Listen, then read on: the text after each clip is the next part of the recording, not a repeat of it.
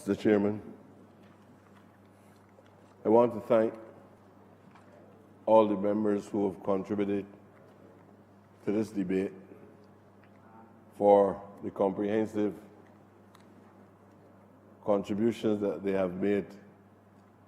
Those contributions will help to further not just define but refine this program as we go forward. I want to thank in particular the honourable member for St. Michael South. And I think that programs of this kind, projects, they touch him probably a lot, as well as some of the other members, because he knows what it is to have the experiences that most of these young men were experiencing prior to the introduction of this project, and still have not fully been able to overcome the challenges of poverty. I want to thank the Honourable Prime Minister for readily accepting that this was an important project, not simply because it was Christmas, as was implied, but because we understand that on an occasion like that as well,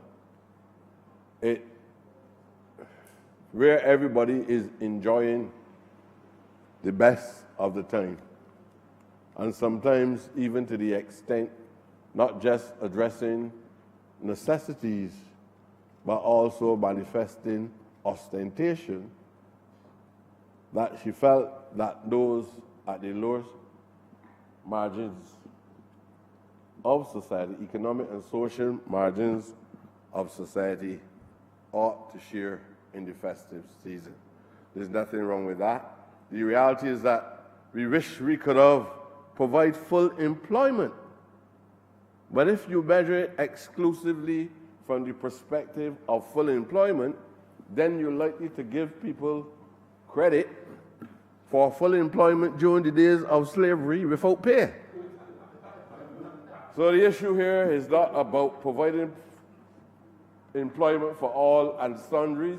We want to provide employment for mankind when the state or even the private sector was in a position to provide employment for them and let them have reasonable rewards for the services that they are being offered.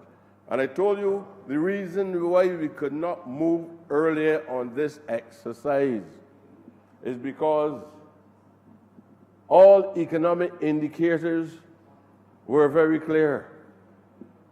You are coming out of a situation where some of the most destructive elements that ever entered these halls had raped and plundered the resources of Barbados. And we had finance equivalent to zero. You know, sometimes when you say these things to people, because you say it over and over again, because you want people to understand the realities. No government wants to have a high level of unemployment. No government wants to misrepresent the levels of unemployment in order to gain credit, because at the end of the day, it reflects itself in human behavior otherwise. So if people are not employed, the reality is immoral and criminal behavior and all types of means, unorthodox means, emerge in order to keep the people alive. People must eat, people must bathe, they must get soap, they must get toilet paper, they must have medicine, they must have access to certain social services. And if you don't have those in place, then the alternative of not having institutions and programs to moralize the leisure time of human beings, then they turn to other immoral activities in order to survive. Not because that they want to, but the only way they can sustain accepted social values is if there's no conflict between those social values and their survival. As long as you have a clash between the social values of young men and survival, survival will conquer. And ultimately, some of the greatest felonies likely to occur in the society. So this government did not make any superficial analysis of the reality that existed in December, on the eve of December and November, and young men and women walking around idle and watching people buy ham and turkey, wine and long necks, and could not enjoy these niceties, could not feed their children, could not buy a gift for the celebration of the birth of our Lord Jesus Christ. And the honorable member and leader of the opposition should understand that better than me. So the government respond to the social and economic circumstances of the day. And that's why I said that the honorable member for St. Michael's South and some of the other members who can empathize with these challenges that you face in a working class community, they will say the things that they said. And I am grateful for the comments and for the vision that you have demonstrated. So, in this exercise, it was about people, and it was about people being in a position to have that main medium of exchange that is so credibly exposed by the economists on a practically realistic. They have to have that medium of exchange so they can pay their bills and buy the services and buy the goods that they're required to live.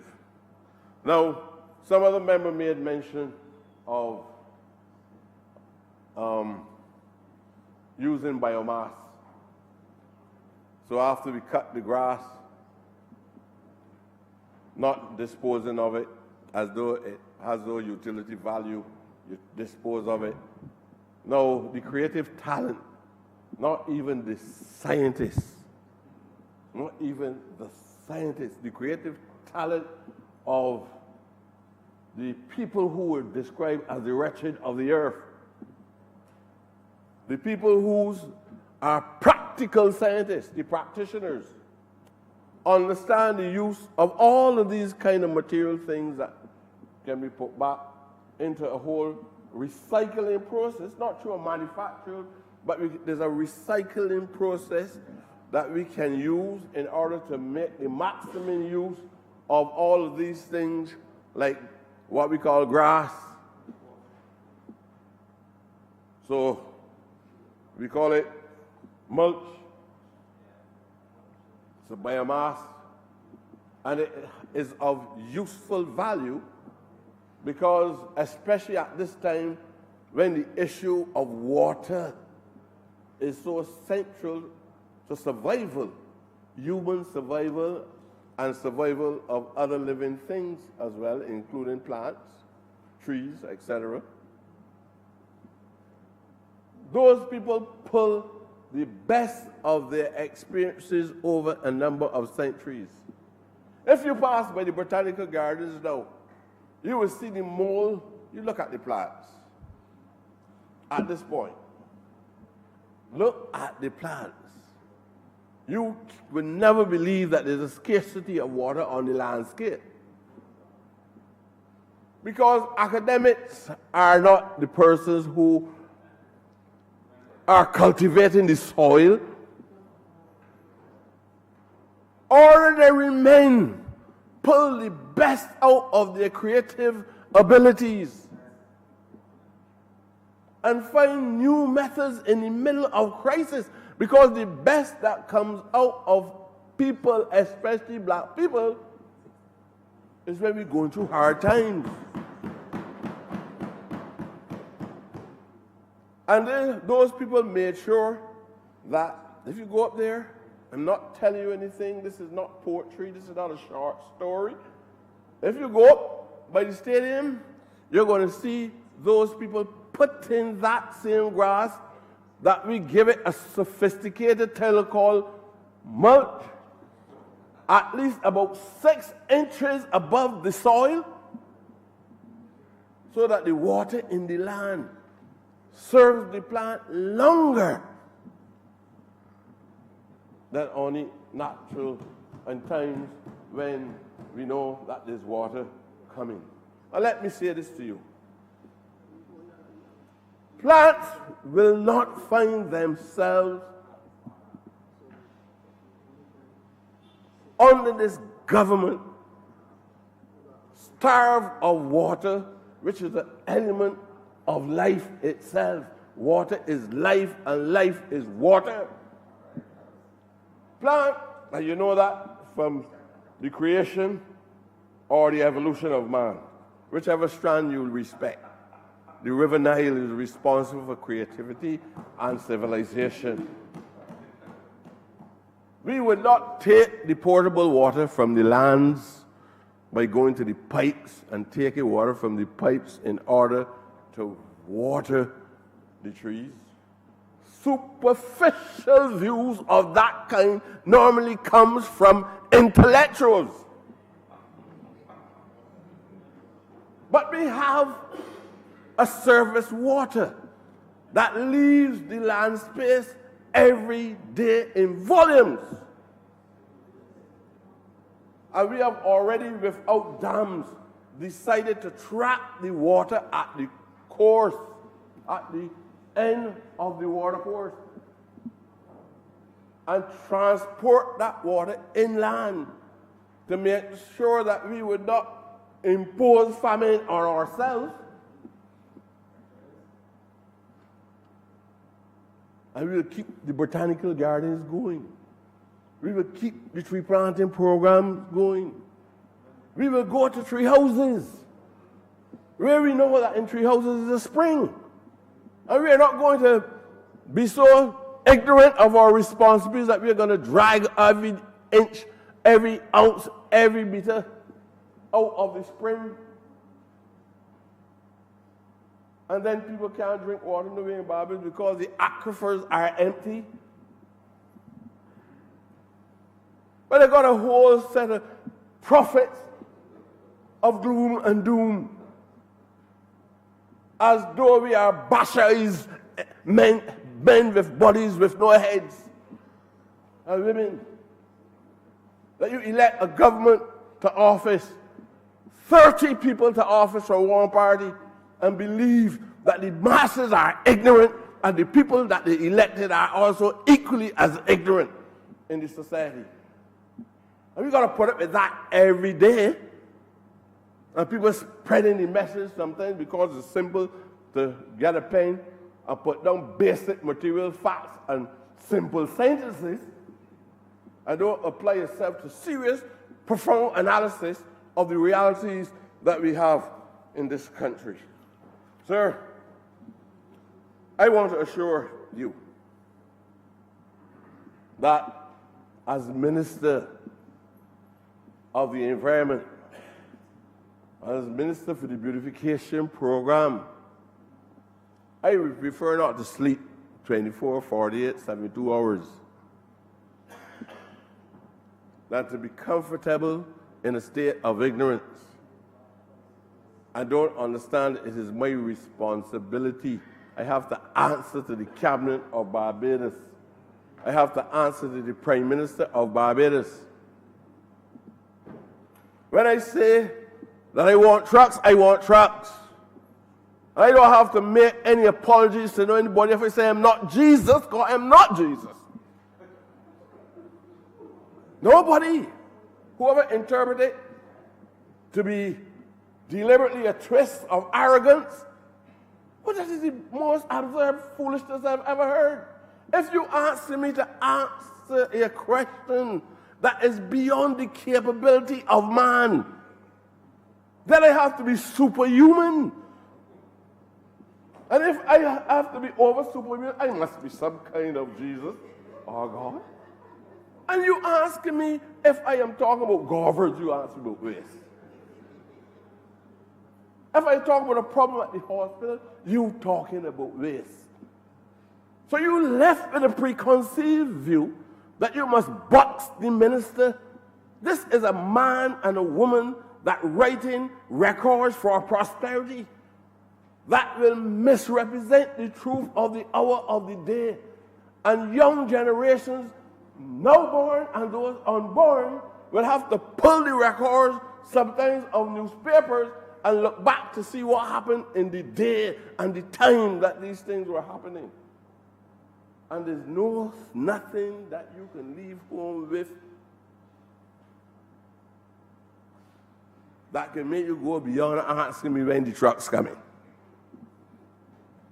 When the trucks get here, the truck's too heavy. The trucks paint in white and not in red. The runners are on the side and not at the back.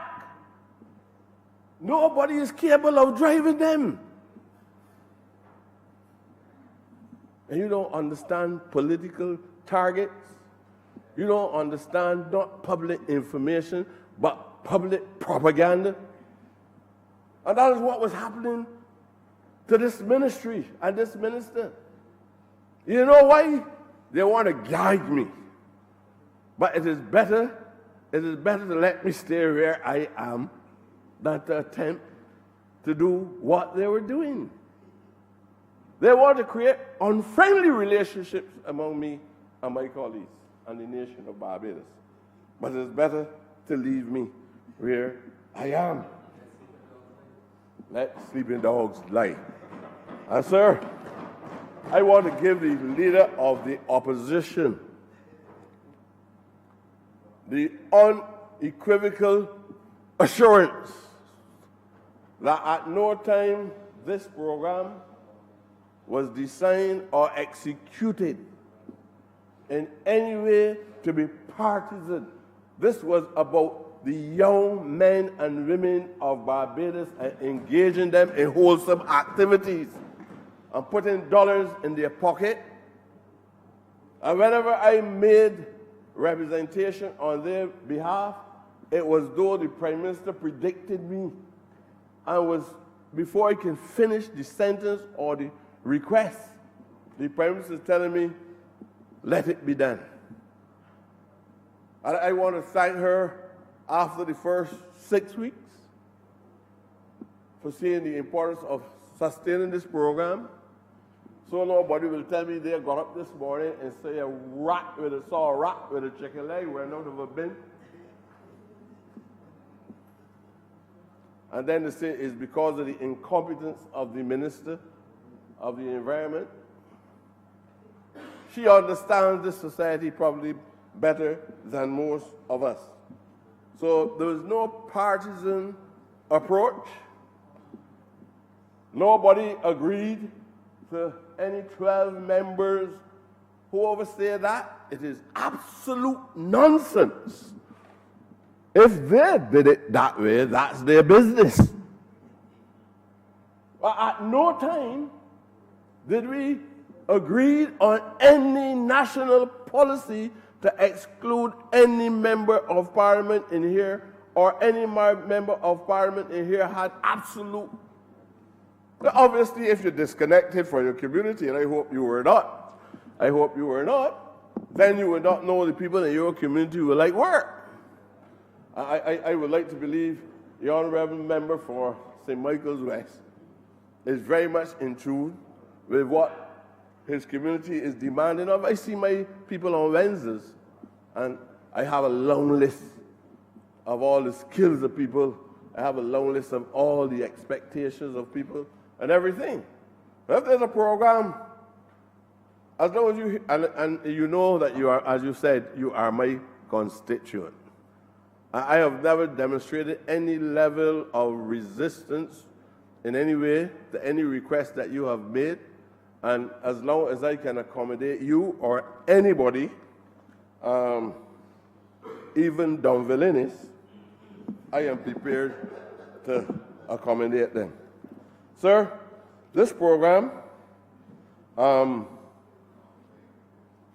it touches on issues related to water, it touches on employment, it touches on trees, it touches on bush, it touches on beautification. And I want to thank everybody from whatever perspective you approach the subject matter. I want to thank everybody for making a contribution and understanding this is significant enough that members spoke on it. And as a result, I'll be better able to refine the program and make it better and better at each stage. I want to ask you, sir, and the Honorable House to move the head. I want to move the head 82 in the Ministry of the Environment and National Beautification stand power. Senator.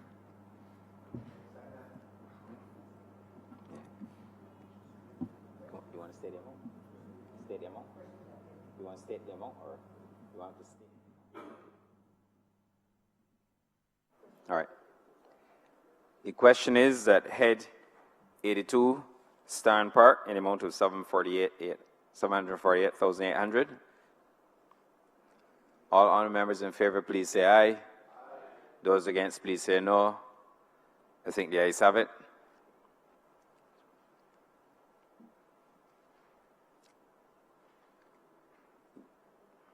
Yes, sir.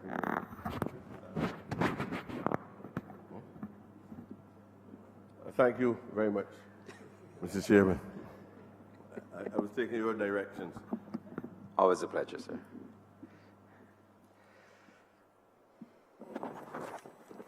Head 86, sir. Head 86, in the name of the Honourable Minister of Health and Wellness, Ministry of Health and Wellness, in the sum of $1,180,500. The honourable member for the City of Bridgetown. Thank you, Mr. Chairman. This part of the resolution has to do with the seeking the Honourable House through this Standing Finance Committee to make $1,180,500 available to the Ministry of Health and Wellness for the purpose of doing some remedial work at 2 locations in order to give this country the capacity to mandatory quarantine persons in relation to the ongoing novel coronavirus outbreak. And let me say from early that by quarantine, we are not speaking to persons who have the symptoms or who are sick as a result of the virus. The quarantine station is intended for persons who do not present with symptoms, who are not considered to be sick, but who, because of their travel history or their interactions with persons from one of the impacted areas, is considered as a person who is required to be placed under observation in a controlled environment for the period of, at this point in time, up to a maximum of 14 days. And this is all part of the comprehensive and flexible plan that the government of Barbados, at this time through the Ministry of Health and Wellness, has in response to what has to be characterized as a volatile strand of coronavirus, which is impacting mainland China for the most part, but which has now spread to other parts of the globe. And I say it is a comprehensive and a flexible plan because we recognize very, very early that we do not have all of the resources on this little rock to be able, for example, to not to allow or to prevent this virus from being imported into our country. So we have a plan which looks, for the most part, at minimizing the risks through some mitigation measures, and secondly, managing the risk. And that is the strategy that the Ministry of Health and Wellness has adopted, along with all of the other agencies of government that are providing support for us to be able to deal with this particular situation. In terms of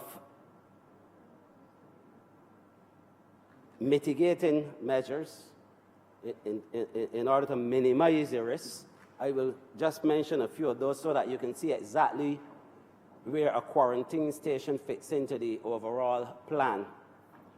And I'm saying minimizing the risks, Mr. Chairman, because we acknowledge the fact that we are not in a position to eliminate the risk. And that is obvious because there are several other countries with far greater resources than Barbados who clearly demonstrated that they have not been able to eliminate the risk. So our responsibility as a government and as a Ministry of Health and Wellness is to do everything within our power to minimize the risk and the exposure of the people of this country to the novel coronavirus 2019. So we said from early, and we've been monitoring this situation in the Ministry of Health and Wellness from very early in January. And we started to put some things in place to deal with what we anticipated will be the outcome of this particular virus. We started by ensuring, first of all, that we examine existing protocols that would have been utilized for SARS and Ebola, and which had to be adjusted in order to suit the peculiarities of this particular virus. And we also started to sensitize the public about some basic hygiene measures that they had to utilize or continue to utilize, and we stressed that they did so in terms of washing hands and so forth, some basic things that each and every single person in this country ought to be doing and can be doing to help us to mitigate the risk. Then, after we discovered that the virus was indeed spreading within China itself, within Wuhan city and Hubei province, we then recognized the need to go a step further, and we then started to really engage the other stakeholders within government, other stakeholders at the national, regional, and international levels, from the World Health Organization through to PAHO, through to the Caribbean Public Health Agency, CARPHA. And we've been doing this on an ongoing basis. And we recognize that given the complexity and the gravity of the situation, that it was necessary for us to establish and to stand up a Health Emergency Operations Center at the Ministry of Health and Wellness, so that we have a dedicated team of persons that are coming to work Sunday to Saturday, every day, to be able to deal with this matter. So the first thing that we decided that we will do at the ports of entry is to significantly enhance our surveillance regime. And we did so by, first of all, providing more persons to do the surveillance at ports of entry. And in this regard, I would like to thank the Chief of Staff and members of the Barbados Defense Force who are assisting us with their medical personnel at the ports of entry. And we've also been able to acquire some handheld thermal detectors to be able to strengthen our capacity at ports of entry. And I'm happy to say that I have observed these operations, certainly at the airport, and I have been able to sit and observe how the port health persons are dealing with people coming in from China and other places that have been impacted, and how the screening process has been going. And I'm really impressed with what I have seen, and I would like to thank them and to thank Immigration, who's playing a very, very pivotal role in this process, and all of the frontline persons at the Grantley Adams International Airport and the Bridgetown Port.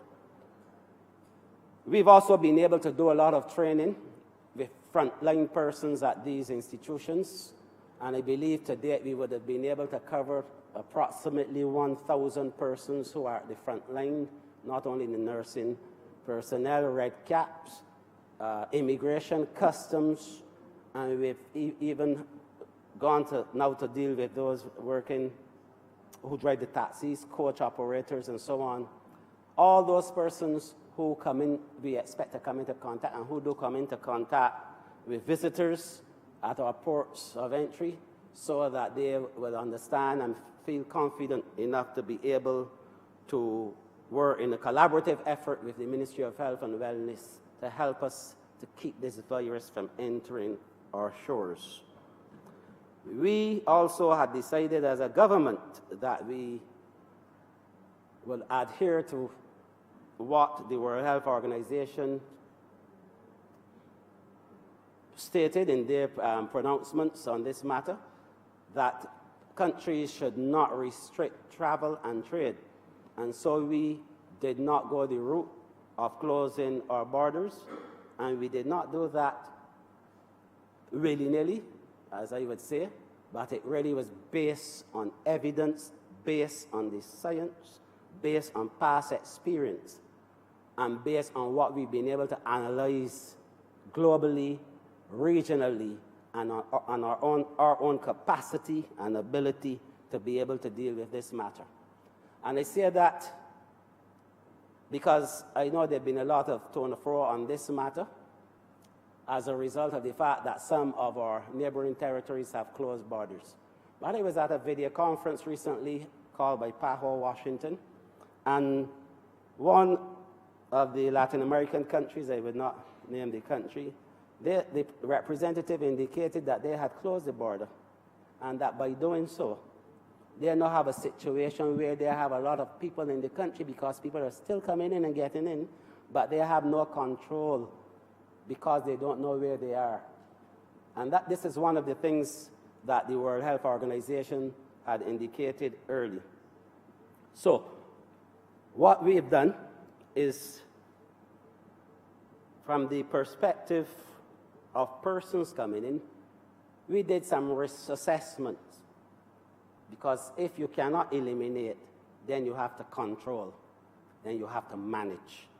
And so the decision was taken that all persons entering this country, first of all from Wuhan, and that's a city of about 11 million, and then when it started to spread to the province in its entirety, and that's 60 million, Hubei province, we then determined that any persons coming from Hubei province, we would place in quarantine. Other parts of China and other parts of the world where there have been recorded cases, we deal with these cases on a case-by-case basis and based on the travel history and based on the risk analysis and the risk assessment for that particular area. So that if you have, for example, another city in China that may have 25 million, and then there are some provinces with more than 100 million persons, but with 650 recorded cases or confirmed cases, then for us, that is a low-risk person who is coming from one of those areas. And what we determine we will do with such persons is to place them into what we call self-quarantine, and that is mainly quarantine at home under the monitoring of the Ministry of Health and Wellness. And this happens even in the metropolitan countries. United States, it happens in Australia, it happens in the United Kingdom. And that is because as a small country, especially like ours, we do not have the capacity to quarantine large numbers of persons. And remember, I said, but by quarantine, we are not dealing with sick persons or persons who present with symptoms. So we are asking persons to remain at home. We give them a kit where they can do the temperature checks and report to the polyclinic within the catchment area, report those figures, that is. And the polyclinic also had a responsibility for sending people into the communities where these people are residing to be able to check on them, make sure that they were not developing the symptoms. Subsequent to that initial action, we then came up with putting a team together, a small team, 2 public health nurses who come to work every day to go and visit all of those persons wherever they are, do what they have to do in terms of the assessment, taking temperatures and so on, checking to ensure that they're not presenting with any symptoms, and then that is how we've been monitoring that situation. So that over the last few weeks, we would have been monitoring about 46 persons. The numbers are down. Well, my last count was about 19. Some persons have departed our shores. Some others would have completed the 14-day quarantine period. And after a final check, we're considered to be good to go, but we are still monitoring about 19 persons at the moment. So that is one side of it. That is the surveillance. That is the risk management of the risks at that level. But then we recognized that there was a need to have a quarantine center established that would give us greater control, and especially dealing with people who we consider to be of a slightly higher risk or level of risk. And initially, we started by doing some work at Paragon Base in Christchurch to make a section of that facility that is down on the beach side, if you want to call it, or the seaside, to make a part of that available for us to be able to do that kind of quarantine. But that is only a temporary measure in that we do not want to impede the activities that would normally be taking place there. So we determined that we will move to a more permanent location, and that location is in St. Lucie, the St. Lucie District Hospital. That property has been earmarked and was utilized, although I'm not sure if we actually had to use it before, as a quarantine center during the time of SARS and other things of that nature. And so the funds that we are seeking to obtain here today really are required to have those facilities retrofitted and make them as comfortable as possible as a quarantine station in the case of St. Lucie. And this is very, very important because remember, and I repeat, these are not sick persons. These are not persons who have presented with symptoms. These are persons based on their travel history and the possibility that they might have interacted with other persons. Out of the abundance of caution, we want to bring them in for observation in a controlled environment away from their homes, but in a facility that offers enough comfort that they would not feel as though they're being treated in any demeaning manner. And that is really what we're trying to do here.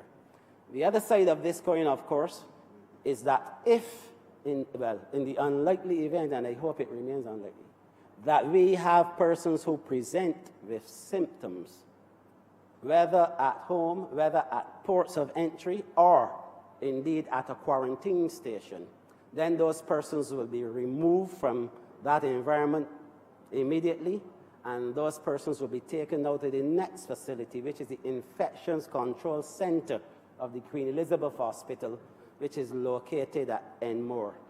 And those persons will be placed into that environment where they can be monitored, looked after in a much better way, and if necessary, then those persons can have tests can be done and sent to the next part of this plan, which is to the Best Dos Santos Laboratory, Public Health Laboratory, for testing, because that Best Dos Santos Laboratory has the equipment that is required in order to do this test, and it is one of very few in the region.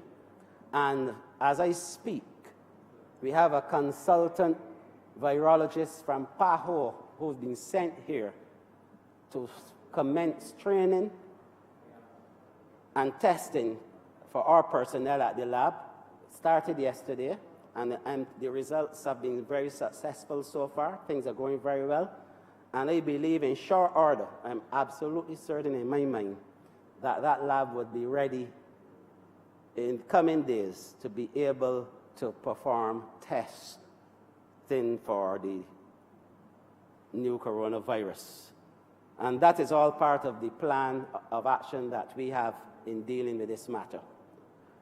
In the event that we have spread, if we have a contact, then we may require more space than is currently available at the Infections Control Center, and we have a contingency, another plan in order to be able to cover for that eventuality, and that is an area of the Queen Elizabeth Hospital which can be isolated in terms of exit and entry from the remainder of the hospital, and that we will be able to use that facility. And the final contingency would be the ability of us to be able, if it is absolutely necessary, to bring the field medical facility into operation in one form or fashion.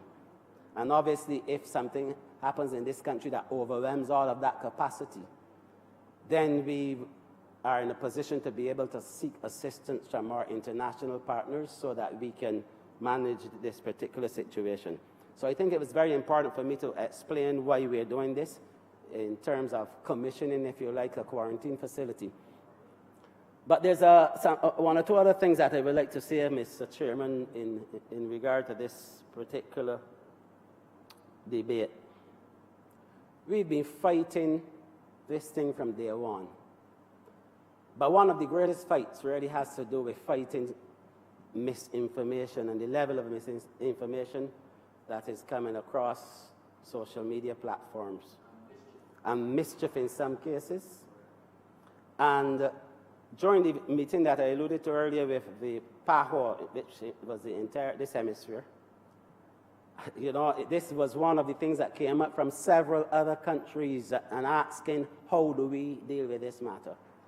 We've been dealing with it in Barbados by trying to counter the misinformation, not by responding to everything that is said that one would consider and can consider to be fake news, but by putting out lots of news, lots of information, I mean real information, genuine information, information from sources like PAHO, WHO, and the Ministry of Health and Wellness, CARFA, trying to get that information into the public domain, and I believe that we have certainly been able to improve the volume of good traffic, if you want to put it that way, across the airwaves and across social media, and we will continue to do that, and to do it in a much bigger way going forward so that Barbadians would be able to get a true picture as to what is happening.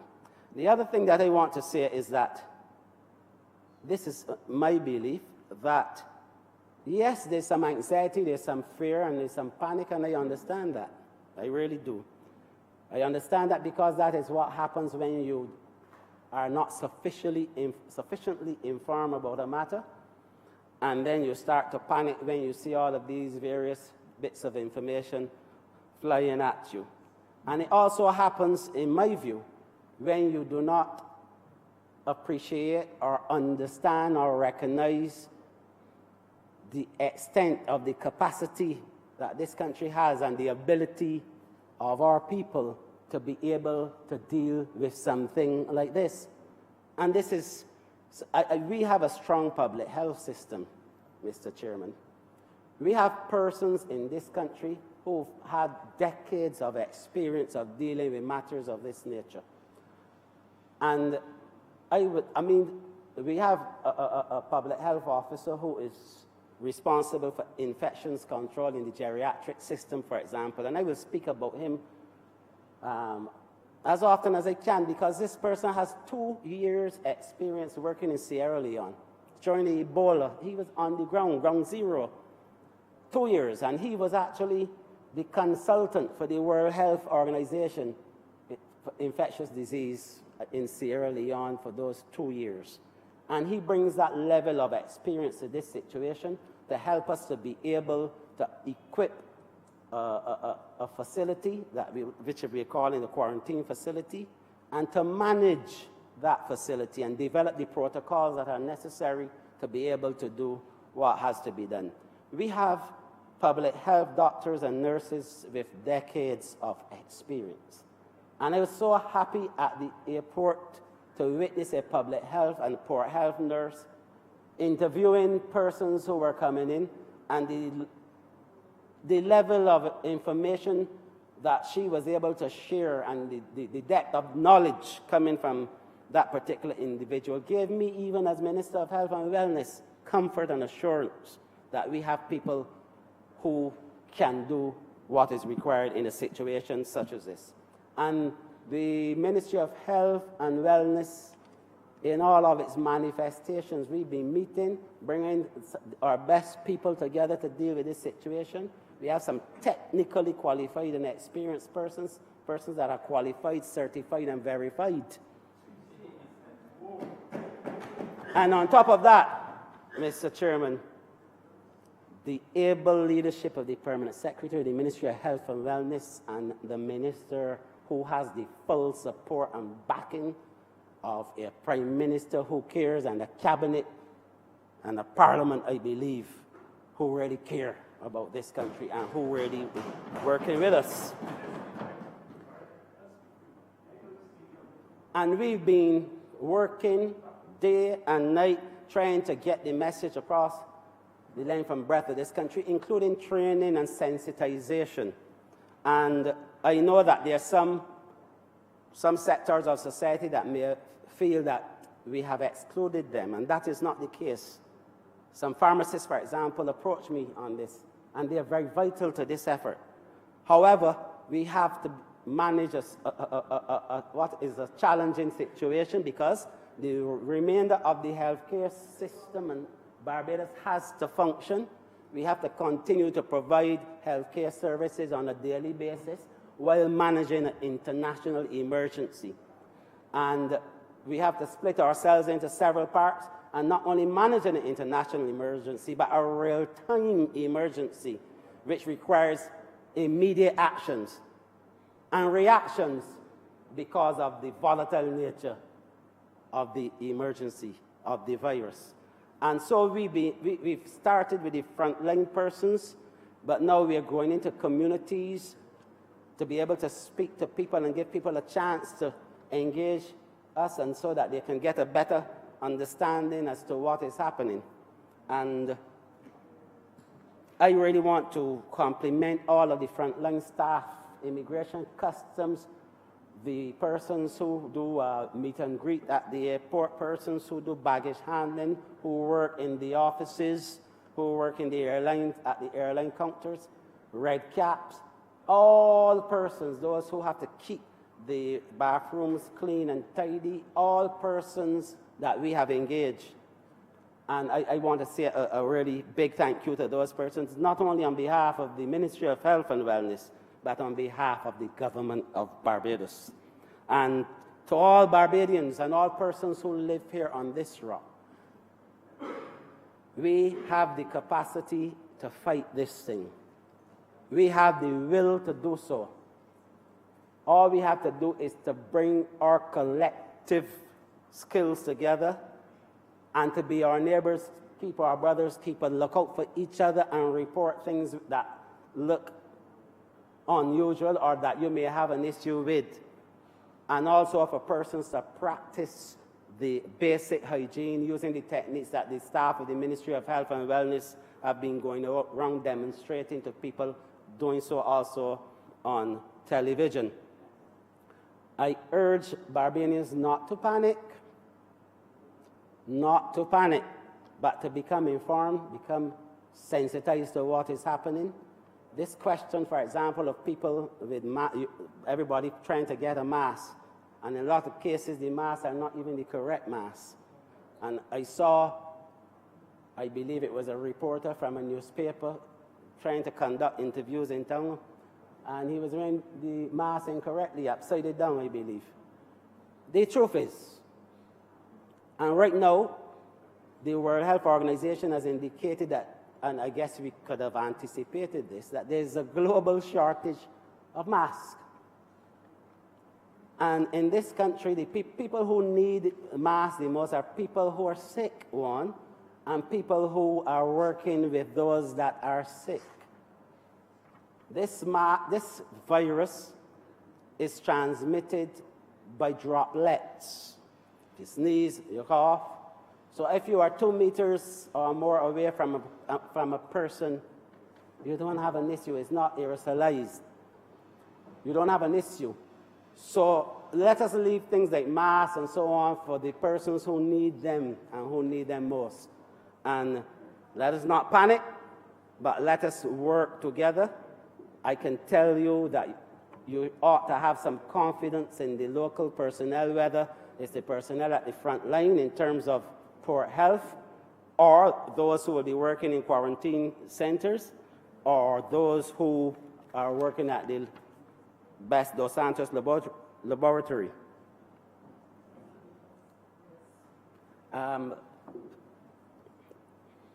So, Mr. Deputy Chairman, I really would ask this House to grant the sums of money requested for a most vital cause, or most important project, and to reiterate the point that it is not for a facility that will be housing persons who are sick or who present with symptoms, but for those persons who, out of the abundance of caution and who in an effort and a greater effort to protect the public good, and in this matter, public health, that we want to be able to house such persons in a controlled environment where we can properly and more effectively and efficiently monitor them and assist them in being able to reintegrate with the remainder of society within the 14 days that has been allocated for their quarantine. And with those few words, Mr. Chairman, I thank you. Thank you.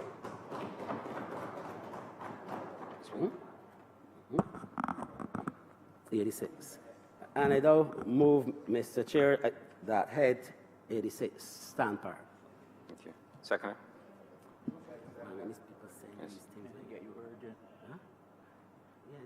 Honourable Member for Sir Michael West.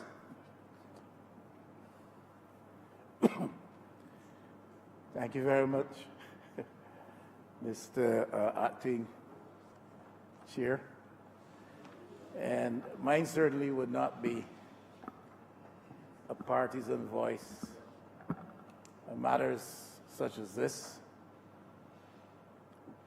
unless I was persuaded that the government's program of preparation to counter any likelihood of Barbados being subject to the presence of this virus was one that was not thought through or ill thought through, or unless I felt that the government was hiding something from the people. There's nothing to suggest to me that either of that is the case.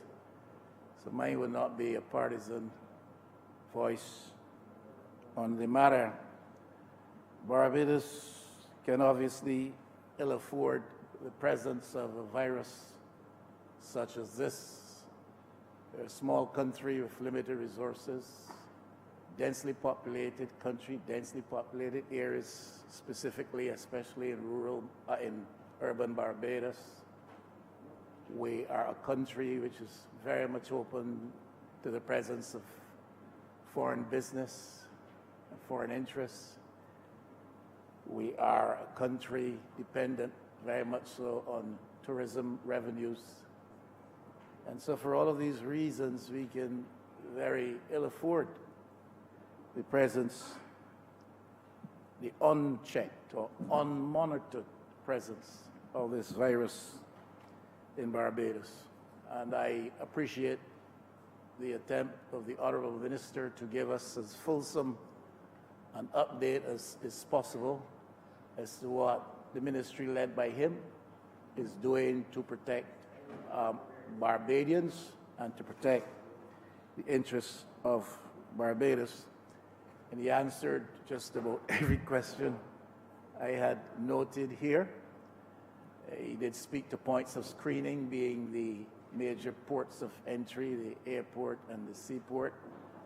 The one further query I would have had perhaps with respect to that is the extent to which those who come on cruise transfers from airport to seaport are being monitored, because I do not think that they pass through necessarily the same incoming system as those who are coming to be resident visitors with us for a while, but have their own particular system for entry into the initial port and then transfer to the secondary port, and in that way they come into contact with Barbadians. So I just wonder what specifically with reference to that is the plan for screening and whether or not that has been considered.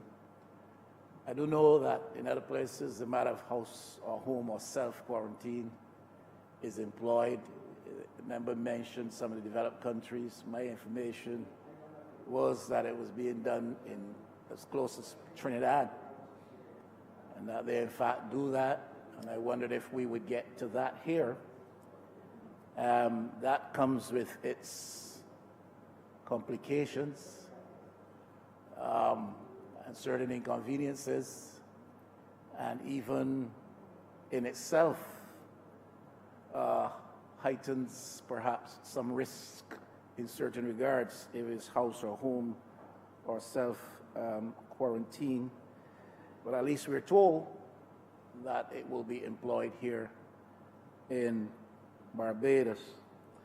The other question I had related to the facilities to be provided at the initial quarantine center, identified today as the facility in St. Lucie, and the type of facilities that will be provided for people once you have quarantined them. Because you're not quarantining people who are ill, you are not quarantining people who are showing symptoms.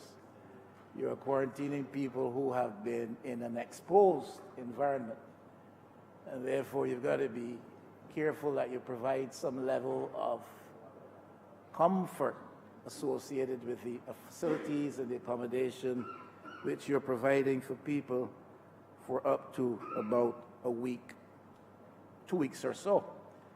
Question in relation to that would be what happens to those who are found or proven to be infected or affected, and that also was answered that there's another level of restricted space and restricted movement, and that is the engagement of the facilities at the Enmore site. Now, Mr. Acting Chairman, a lot of people make much ado about persons who come out of recent visits, perhaps to China and certain other places, perhaps in Asia. I would suggest equally, perhaps if not equally, I would suggest importantly, that persons who come out of the United States and certain parts of Europe present a risk and a threat to us. We do a lot of business with the U.S. This virus is present in the U.S. As a matter of fact, I think I heard either last night or this morning that a person who had been quarantined in some part of the States was released, and after the release found to have been infected and actually a carrier of the virus, and a person had been released by mistake out into the general population.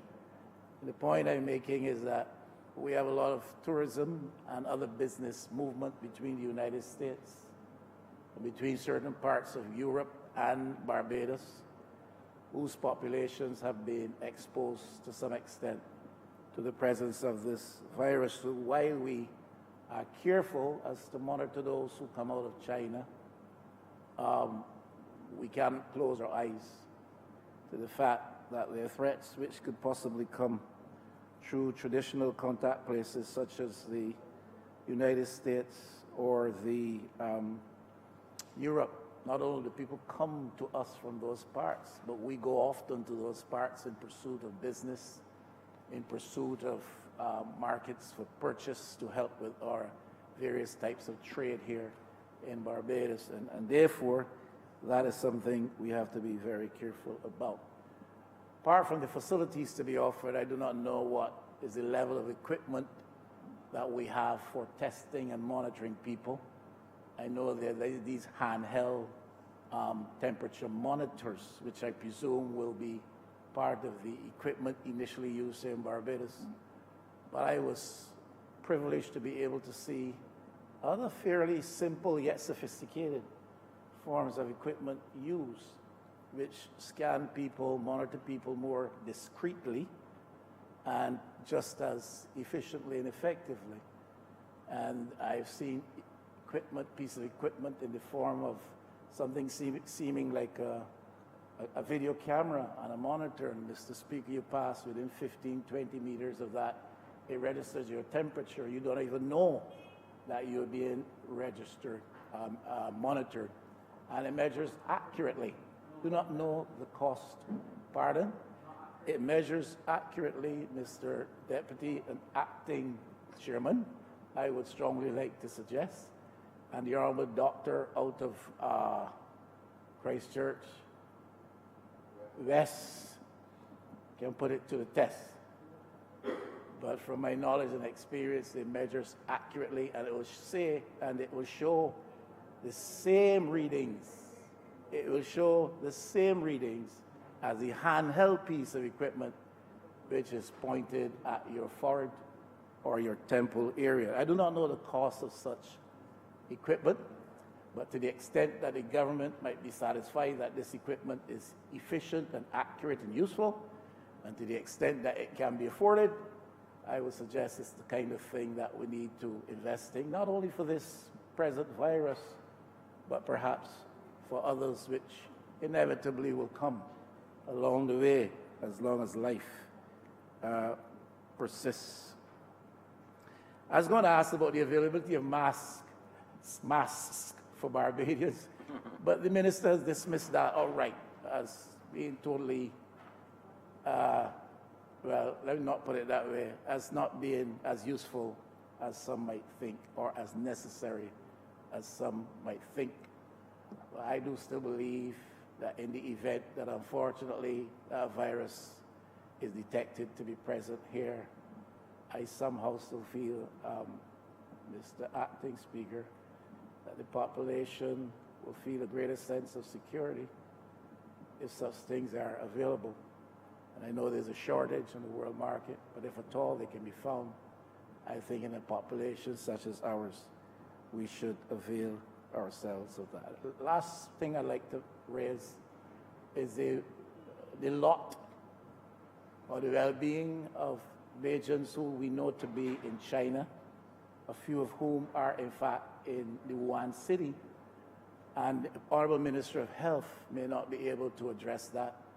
Do not know if the Honourable Member St. James South out of the Foreign Affairs Ministry might be able to address that, or who can. But certainly we are aware that there are a few Barbadians who are locked in the epicenter of this thing, and it may be that it is nigh impossible to get them out. I do not know. But if you can't reach a situation where they are brought out, how is their lot being addressed? And what is being done for them?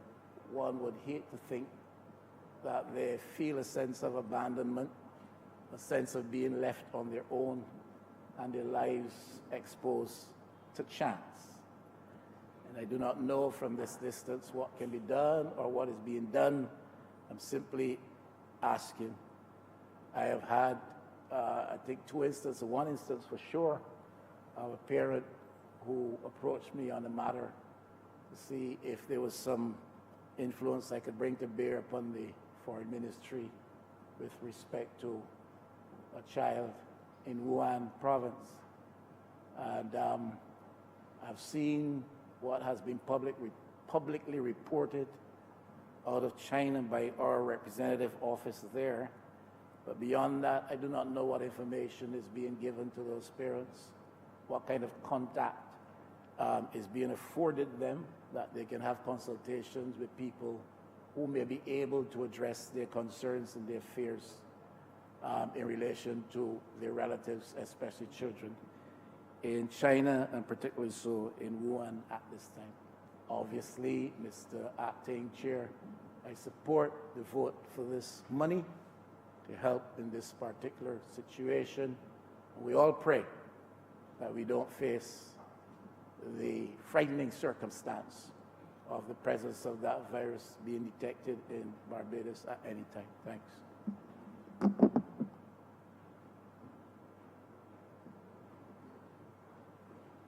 Yeah, member first and Philip West. Thank you, Mr. Chair. I stand to lend my support to this particular resolution also. I think what you're witnessing for the very first time in many, many years is a government that is proactive and not reactive. A government that continues to show that once you engage with the members of the civil service, we're talking about the technical people, the PSs, the other persons with the expertise, the knowledge. Once you begin to make them a part of the process of being able to tackle problems such as this, you begin to get the kinds of decisions to do the things that you do.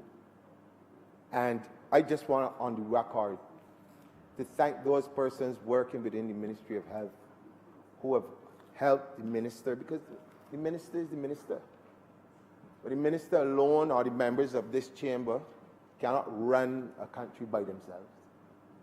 It is a combination of, and I think oftentimes people forget that. But I want to take this opportunity to reiterate that when you have that sanity, great things can be done.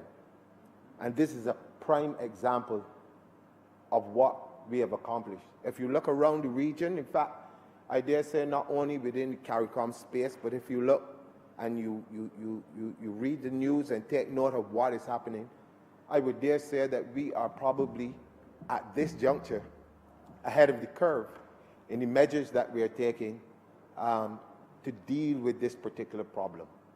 And so I simply just want to again reiterate how important it is for us to continue on this trek, on this journey of being able to look into the future and take the decisions that are going to protect the people of this country at all junctures, be it from this threat or any other threat.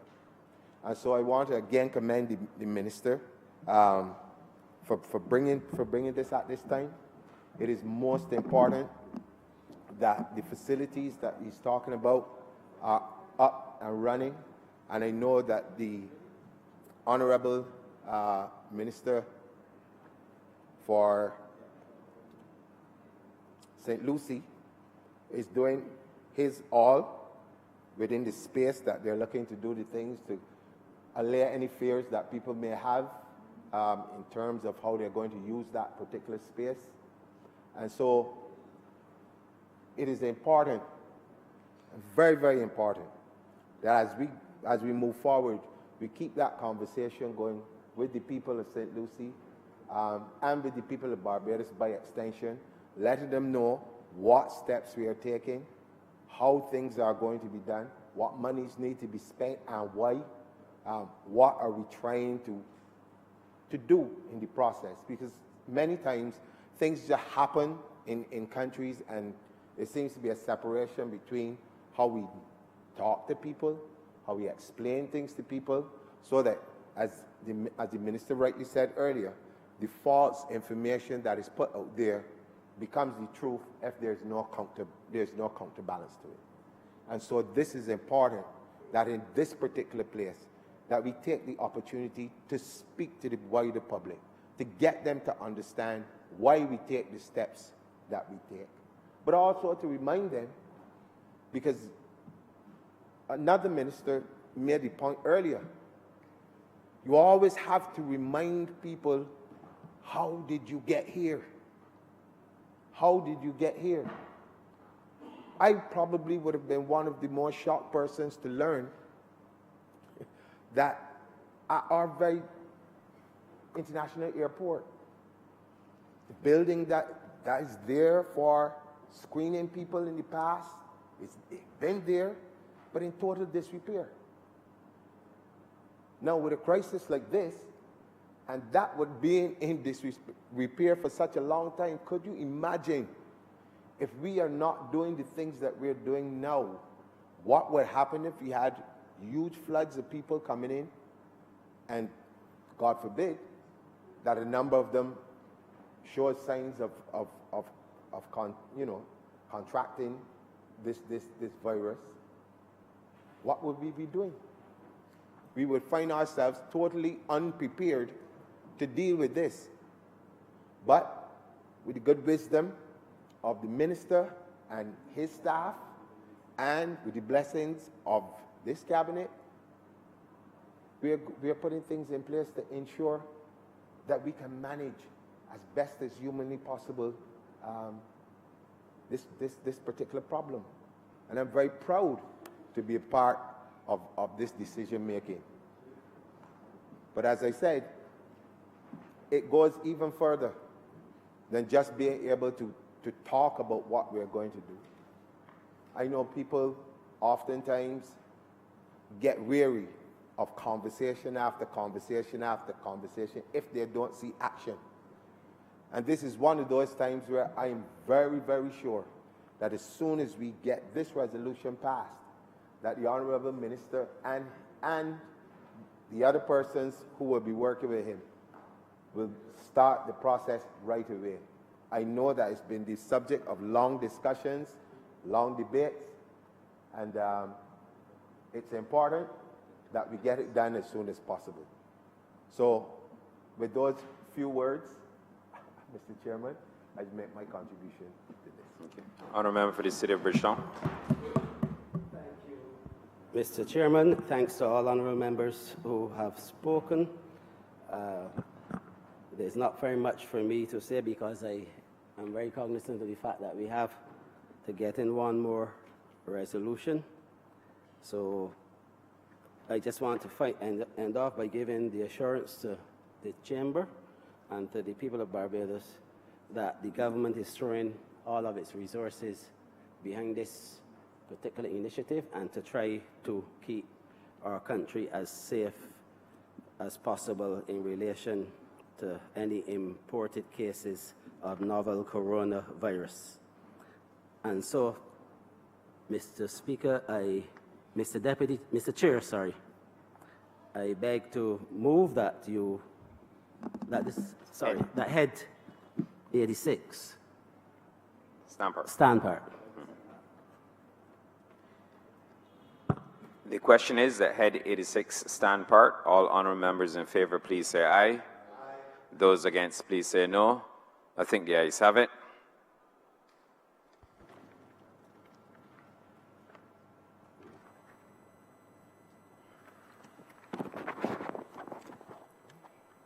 Head 90, Ministry of Creatives, Economy, Culture and Sports, in the sum of $1,636,444.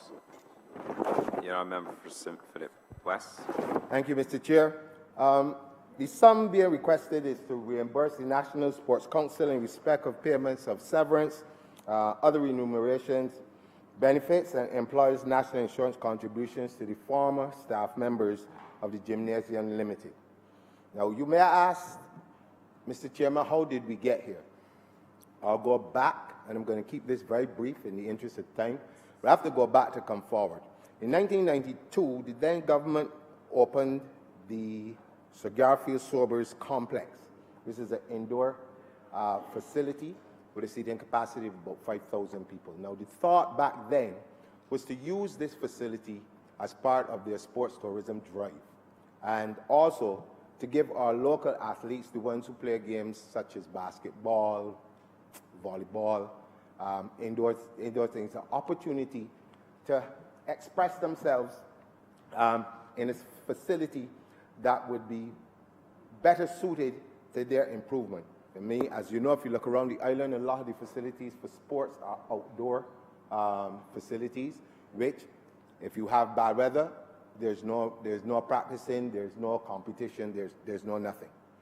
Anyway, in 1999, that entity was incorporated into the Gymnasium Limited. It then had a board of directors, and it was a company.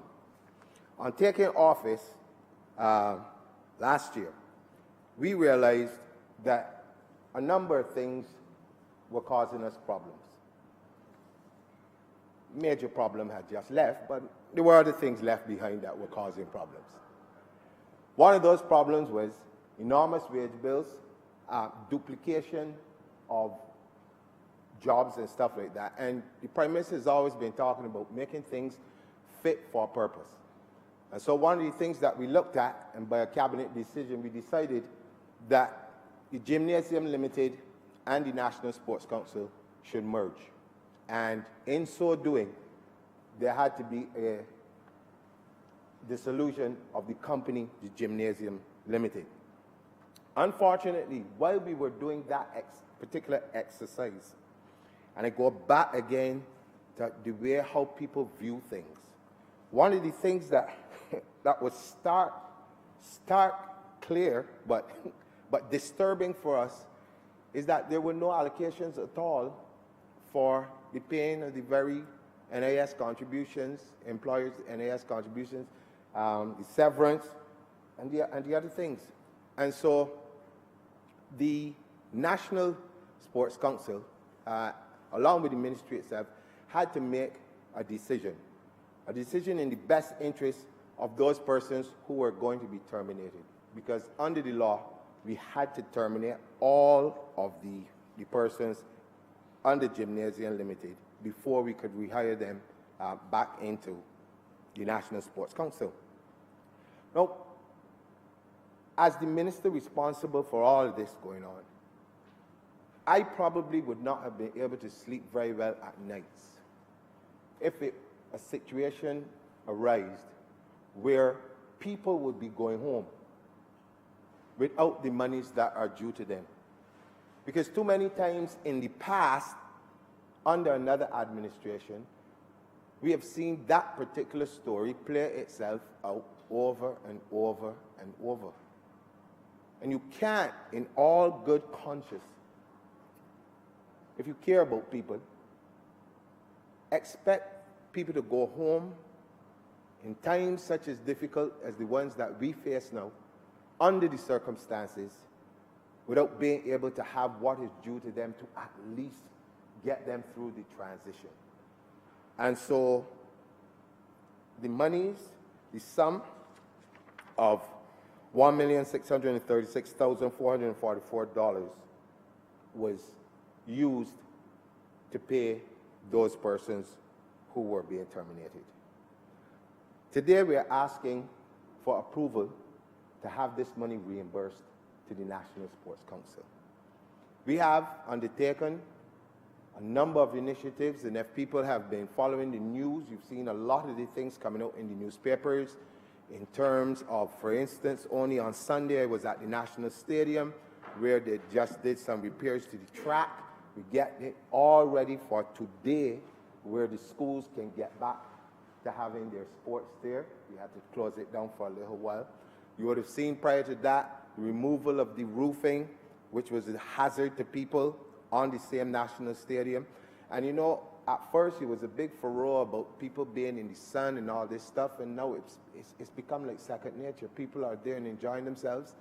in what they're called bleachers, so to speak. But this is a normal thing across the world where stadiums are built like that. And people are beginning to understand what we're doing. If you look at a lot of the pavilions that have been left in disrepair for a number of years, we've started to refurbish and fix a lot of those. And there's still a lot more work to be done. A number of schools have had some upgrades also in their sporting facilities, compliments in the National Sports Council. And so this money really is to go back into our kitty, so to speak, so that we can continue that work. And I believe that as we look now at sport in a complete different way, we're beginning to look at it not just as recreation, but we look at it for the social impact that it has upon people. When you talk about getting young people in particular involved in sporting activities, it teaches them so many different things. It teaches you how to deal with other people. It teaches you how to deal with problems. There's so many things you can get out of it, as well as the health and wellness benefits that sport can bring. And so I think that at this particular juncture, as we seek to expand the role of the National Sports Council in national development overall, and it's not just about young people, it's about everybody getting involved in some sort of sporting activity to keep Barbadians healthy. It's important that whatever monies we have are spent towards that particular goal of creating a much healthier and a much safer Barbados for all. And so, like I said, Mr. Chair, I'm not going to give any big, long speeches. I think most of the members in here can appreciate the limits on time, but also the general public can appreciate that this is a very simple and straightforward matter, so to speak. So with that being said, I'd like to ask that Head 90 in the sum of $1,636,444 stand part. Second. The question is that Head 90 stand part. All honourable members in favour, please say aye. Aye. Those against, please say no. I think the ayes have it.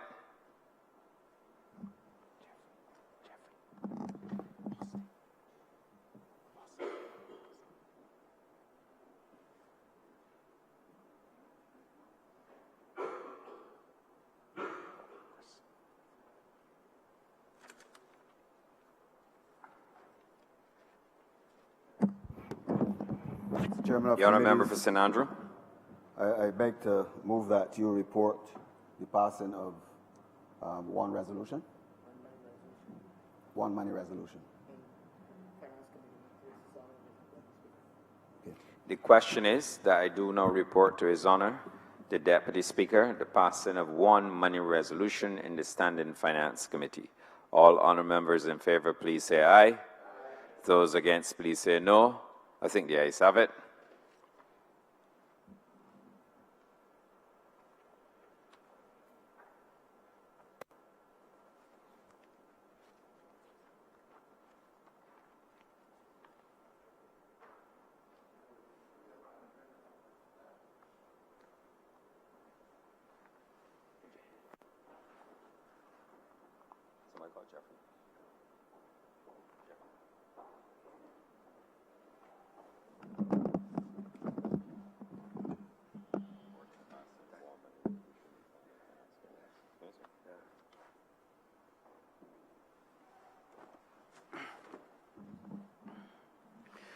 The Chairman of the Committee has reported the passing of one bill in Standing Finance Committee.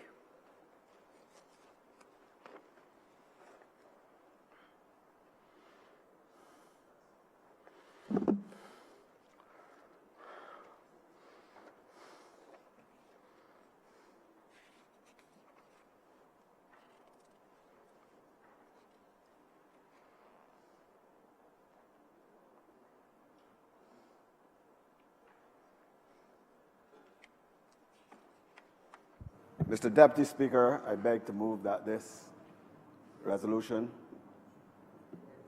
be read the first time. The question is, seconded please. The question is that this resolution be read the first time. All members in favor say aye.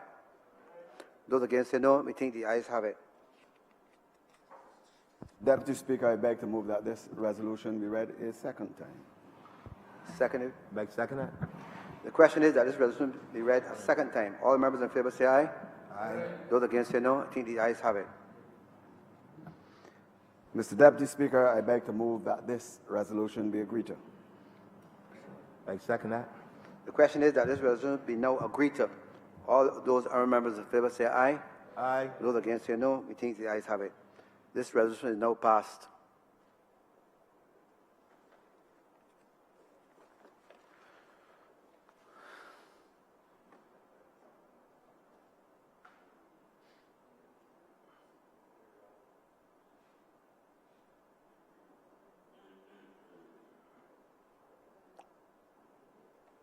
Nigel, adjourn the House.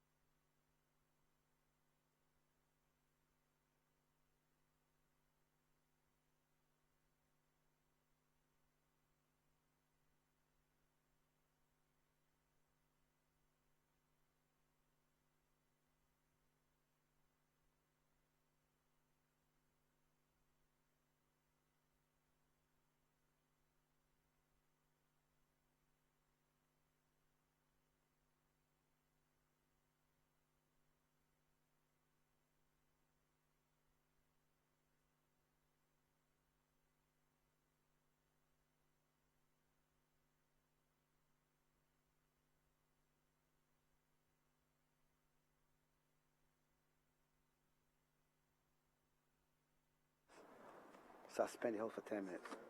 Speaker, I beg to move that this sitting be suspended for 15 minutes. Seconded, please. The question is that this House be now suspended for 15 minutes. That's, what's the time? 25 to 5? 25 to 5 this afternoon. This House is now suspended until 25 to 5.